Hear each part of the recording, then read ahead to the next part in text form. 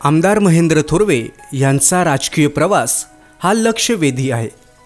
शेतकरी पुत्र ते थेट आमदार म्हणून लोकांच्या मनावर राज्य करणारं एक बलाढ्य नेतृत्व म्हणून त्यांची ओळख आहे।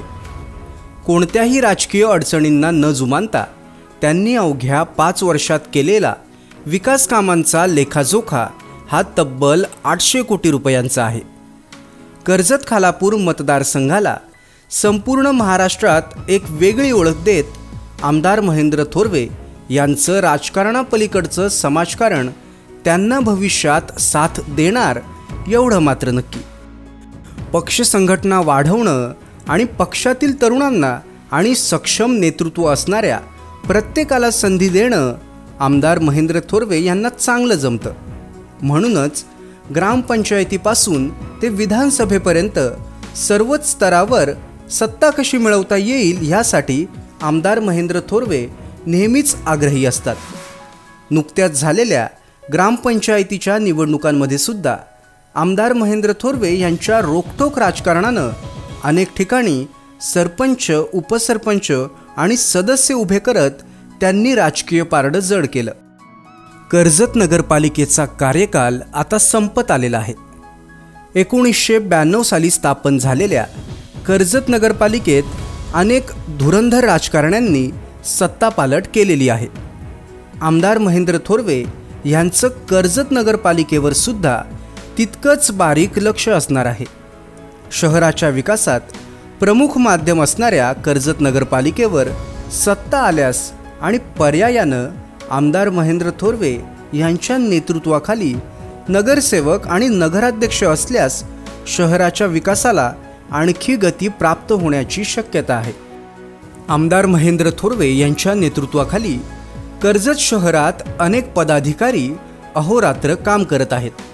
पण असं असलं तरी एवढ्या वर्षांपासून मुस्लिम समाजाला आजवर नेतृत्व करण्याची संधी कर्जत नगरपालिकेत मिळालेली नाही। आमदार महेंद्र थोरवे यांच्या राजकीय तालमीत घडलेले आणि त्यांचे खंदे समर्थक असणारे नदीम खान शहरात चांगल्या प्रकारे शिवसेनेचे संघटन वाढवताना दिसत आहेत। आमदार महेंद्र थोरवे यांच्या विचारांमधून समाजकारण शिकलेले आणि जनतेसाठी दिवसाची रात्र करणारे नदीम खान यांचा चेहरा कर्जत शहरात चर्चेत सुद्धा आहे।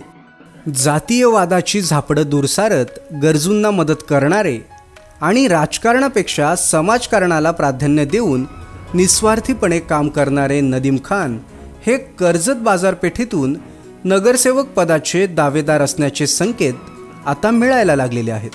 महेंद्रगड ह्या नावाने आमदार महेंद्र थोरवे यांच्या सामाजिक विचारांचा बलाढ्य वारसा चालवणारे नदीम खान यांच्याकडे लोक हक्काने आपला माणूस म्हणून बघायला लागलेले आहेत।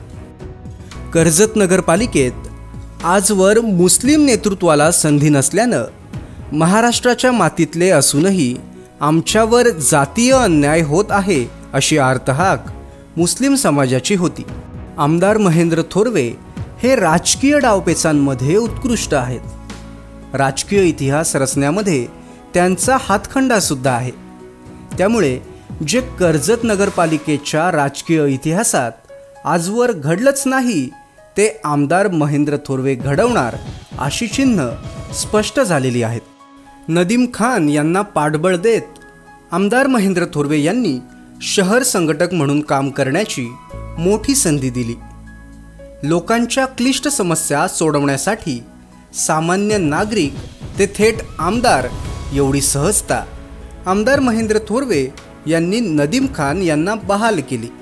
यावरून आमदार महेंद्र थोरवे मुस्लिम समाजाचं नेतृत्व पुढे नेण्यासाठी आणि कर्जत नगरपालिकेचा राजकीय इतिहास रचण्यासाठी सज्ज आहेत हे प्रकर्षाने दिसून येतं।